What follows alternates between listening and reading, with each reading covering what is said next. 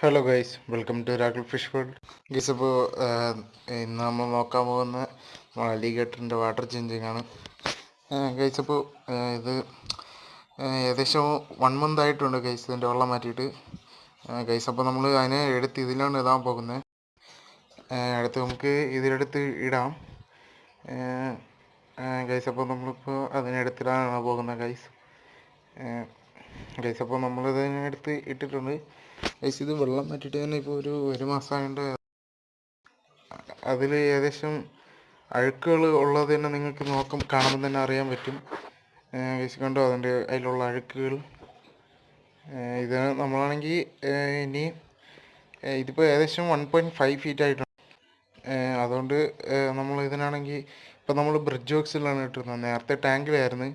അപ്പോൾ അതിലാണെങ്കിൽ വെള്ളം പെട്ടെന്ന് അഴുക്കാവുന്നതുകൊണ്ടാണ് നമ്മൾ മാറ്റിയത് ഗൈസ്. അപ്പോൾ നമ്മളിപ്പോൾ ഇതിൽ കണ്ടോ, നിങ്ങൾക്ക് നോക്കുമ്പോൾ തന്നെ അറിയാൻ പറ്റും അതിൽ ഏകദേശം വെള്ളം ക്ലീൻ ആക്കിയിട്ടുണ്ട്.